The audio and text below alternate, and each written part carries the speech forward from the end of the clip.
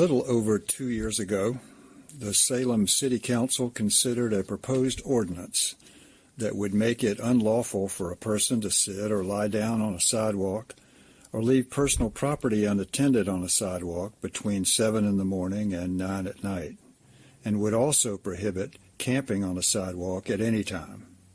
Once a police officer warned a person that he or she was violating the ordinance, the officer could cite the person into court and, if the violation took place in the downtown crime prevention district, the officer could exclude the person from downtown for 30 days. If the person returned during that 30-day period, he or she could be arrested for criminal trespass. Although the ordinance said it applied to everyone, it's clear that its focus was on those who are homeless.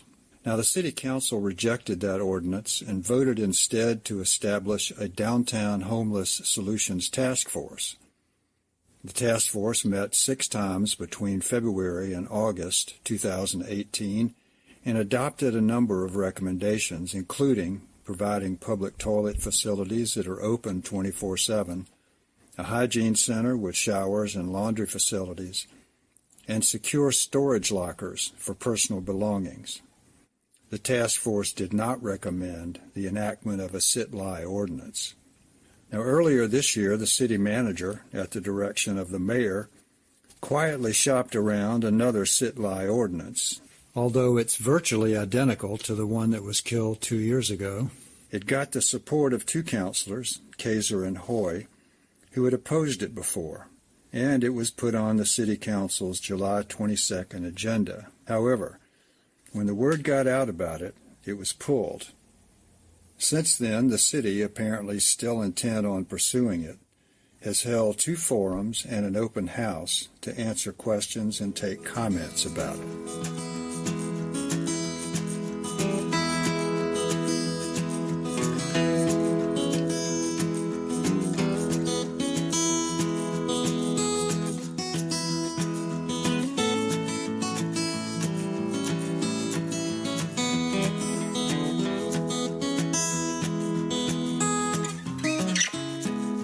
The first of the 2 sit-lie forums was held on September 4th at the Union Gospel Mission. Nicole Utes of the Salem Housing Authority was there to moderate, and Deputy Salem Police Chief Skip Miller and City Attorney Dan Atchison were there to talk about the ordinance. My name is Nicole Utes. I am the Housing Administrator for Salem Housing Authority. I will be the facilitator of tonight's meeting. Just want to explain the city forum is for the proposed sidewalk behavior ordinance. So how the structure of tonight is going to go, we'll go ahead and have Dan Clem speak first and follow up with Dan. I'll go ahead and give a brief description of some of the projects and items that the Salem Housing Authority is involved with in the community. The Salem Police Department will speak about the ordinance, why it's being considered, what it will cover, and how it will be enforced. The City Legal Department is here to speak about why the city believes the ordinance to be legal. At the end of all the presentations, we'll go ahead and open up a forum for individuals to ask any questions, comments, or concerns. We do ask that everyone gives each other opportunity to speak without interruption and with respect. Dan Clem's talk about UGM's programs and Nicole's description of the Housing Authority's projects took up almost 30 minutes, and when they were finished, only 34 minutes remained to talk about the ordinance. Here are the relevant parts of that discussion. So, hello, my name is Skip Miller. I'm a Deputy Chief with the Salem Police Department. So, one of the things I want to talk to you all about today is the ordinance. It actually puts some limitations on when and where people could sleep and lie in. I want to tell you right now that this ordinance that we're going to discuss has taken years to try to come to fruition. We actually tried to look at all solutions. Daily, the city receives complaints and concerns about the safety of our citizens, buildup of garbage, human waste, larger alcohol paraphernalia, and more importantly, what can be done to help create a positive impact and solution for these things. Oftentimes, those questions that are received from the city and the police department are accompanied by frustration and or anger about a lack of solutions. This ordinance is absolutely not about criminalizing someone for being homeless.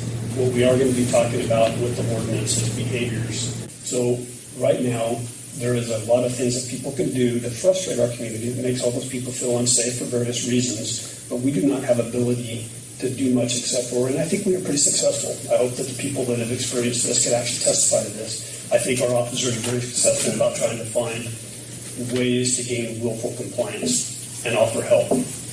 What this ordinance would do would give us an additional tool. It isn't something that I think would happen a whole lot. I really do not think, again, just by the numbers of who we deal with and what we deal with and the behaviors that would apply, I do not think that it would result in many arrests or citations. What we would do if we see somebody who is setting up a camp in these crime prevention areas is we would come and talk to them and we would say, "Sir, ma'am, do you understand that you can't be here with this right now? You can't be sleeping at 10 o'clock in the morning and blocking the majority of the sidewalk." What we would say is that there are places that you could go. We actually would point to our community partners. We would try to get them resources. We would try to offer them help. We would actually have a piece of paper that hopefully we're working on right now as a community, not just as a police department or as a city, but as a community, working on a list of providers. We would explain, and then we would say, "So I'm going to have to ask you to pack up your stuff and move on for this time period." Now, I say this time period because I believe the ordinance, as it's currently proposed, at 9 o'clock at night until 7 o'clock in the morning, the things that I'm talking about right now would actually not apply. So we talked about the fact that during the daytime you can go to the park, be in the park, you can stay in the park, you can go to the places, you can go to the Mission, you can go to Arches. There's a lot of areas where you can go. But from 7 o'clock in the morning until 9 o'clock at night, you would not be allowed to camp out in the crime prevention areas or the downtown areas. Somebody just flat out refused and says, "No, I'm not going to leave." We'd give them time. We'd come back maybe in 15 minutes or so, 20 minutes, whatever is reasonable. We then would again call to make sure that there are spaces available for people, and then we would actually issue a downtown exclusion or a crime prevention exclusion. That exclusion would then list where they could be and where they couldn't be. But I want you all to realize, too, that there's a lot of hubs in this downtown area. I don't want people to not be able to come to the Mission, since we're here, and Dan talked about it, for chapel. If they said, "Hey," we asked and we talked and we say, "Hey, there's a reason I think I'd like to go to chapel at 7 o'clock every night at the Mission." We have a mechanism to deal with that, to actually issue a variance for that issue. Or, "Hey, the only way I can get to work is by taking the bus." We have issues that we could resolve those. So we're going to take those things into consideration.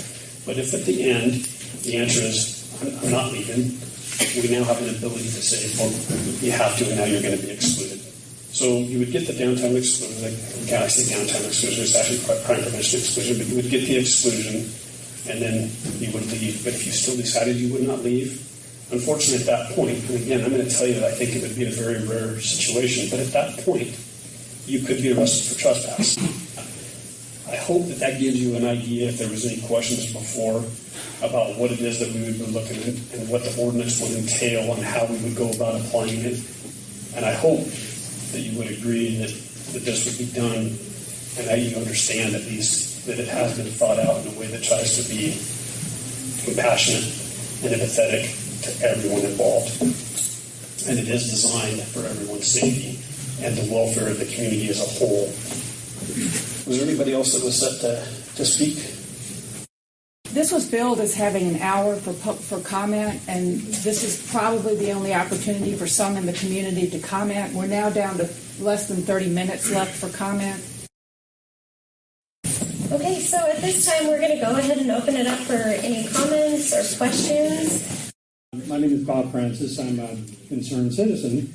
You use the word compassion, and that's a very significant word. Certainly in Christianity, that word is a deep, deep word. The story of the Good Samaritan, where a person who is bleeding and hurting and dying, laying alongside the road, and people walk by, complaining, probably, about that person laying there alongside the road, bleeding and hurting and dying. But somebody did stop. And when they stopped, they didn't give citations and didn't talk about their behaviors. They tried to help that person. They actually tried to help that person. In fact, they did help that person. Compassion involves action. It's one thing to be on the side of that person and say, I understand your hurt and your pain. That's what compassion does. It's another thing to actually do something for them, to help them, to bind up the wounds, to put them on the donkey, to take them to the inn, to pay money out of your own pocket to help them. So you've mentioned all this stuff, but you haven't said one thing about where these people can actually sleep. The people who don't have a roof over their head. Do you have a place for them to sleep? I believe that I said that there are places that people could go during the daytime, such as the park. They can come right here to Nighttime, sir. I think that, again, let me finish, please. They can come here. They can go to Arches. They can go to other places within the community. At night, again, the hours between, remember, 9 at night and 7 in the morning, if they choose to sleep downtown like they currently are. Arches closes at 3. Again, 9 to 7, they can choose to come back downtown and sleep if that is what they want to do. Our officers have, because of generous donations, we actually routinely put people up into shelters and into housing that we pay for out of those funds. They actually reach out and have a very good relationship with Salem Housing in trying to find food and shelter for them. And they do that quite a bit. And you know what? It actually makes our officers feel good when they're able to help solve those problems. At the end of the day, when some of those things fail and we don't have that ability, there has to be some other options, which is all why rules, laws, and boundaries are put into place. But those should never be our first resort. You didn't answer the question. Where are those places at night? You said they can go downtown, but not. If a person is sleeping, they're sleeping. Hi, I'm Barbara Goodman. I live in Salem. I think that one of the reasons that the ordinance took so long to put into place is because there's major constitutional issues about people having a right to live and exist. It's safer downtown. The people that are homeless are very high at risk for assault and rape and theft. But you're talking about safety of the people downtown. It's safety of the homeless, is important too. Sit versus lay. You talk about people can't lay down, but it also mentions can't sit down. So I thought that language was strange in the description. I don't know if you're going to not allow people to sit down. And you can the police can offer help without this ordinance. I'm Lori Walker. I'm an advocate for homeless folks in Salem and for homeless mentally ill. I worked in the mental health field for over 30 years. I'm the current, or I should say new leader of the Salem Homeless Coalition. And I would like to say we have, I'm not certain how many signatures of people who are totally against the sit-lie ordinance. This came up a few years ago. Now we're repeating it again. I don't know why. It seems like a waste of people's time and money from the city, wherever. The problem, I totally respect the work the police do. I respect Chief Moore. I think they do a great job working with folks. That's not the problem. The problem that I see and that many people see is it's targeting homeless people. It's targeting the homeless mentally ill. A mentally ill person who doesn't understand 3 words that we say, or 5 words because we've lost them at that point, doesn't know if it's 5 o'clock, 9 o'clock, 10 in the morning. And one of the district attorneys told me they don't have the time or money to prosecute any of this stuff. They can't deal with the crimes they've got going on now. I understand the stuff with the business. Everyone understands that with the businesses having problems. But these problems are so much greater than Salem.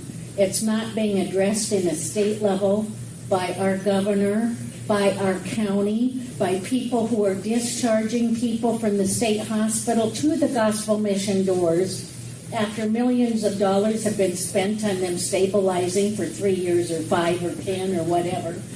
So the problems are great. The city of Salem is not in the social networking business, but it's being dumped in our lap from all areas, and until those areas are addressed, targeting people who are less fortunate is not the answer.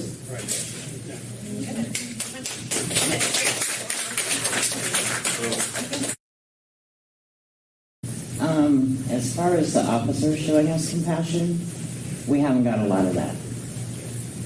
They tell us we have to leave. Yes, they do. Leave the state. Leave the city. Where do we go? Hi, my name is Kelly, and I didn't plan on at almost 50 becoming homeless. Now, I've had to pull myself up by my bootstraps and do what I can to survive. Pushing people out of downtown because they lay down to sleep because they feel safe there in the daytime is just pushing them to another spot where the police or the parks people are going to ask them to leave because they're homeless. So where does that give us any kind of relief at all? Where do we get to rest our heads and feel like it's okay? Because I know a number of us right now sleep with one eye open thinking that that's the time the cops are going to come in and shoo us out, and where do we go? What do we do? Circumstances beyond our control have put us in this situation, and we're not getting any help from the city. Yeah, it's ridiculous. What are we supposed to do?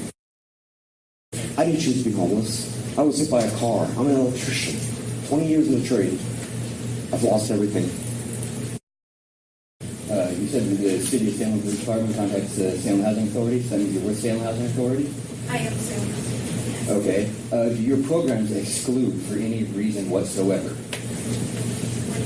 Do they exclude anybody out of the programs, any kind of program of your housing? Does it exclude anyone for any reason whatsoever, including criminal background? Oh, so that would be a part of the problem. The programs that are out there exclude people, creating a homeless problem as it is. Secondly, no longer are parks open from midnight to 5 a.m. It is dusk to dawn, which means depending on the time of the year, that park is closed at 4 p.m. And you're saying we have to leave from 9. Okay, due to time constraints tonight, and I know there's many comments out here that are wanting to get out there, there is another community forum that is being taken place on September 13th, and it is located at the Locks Auditorium from, I don't have my notes, noon to 1:30.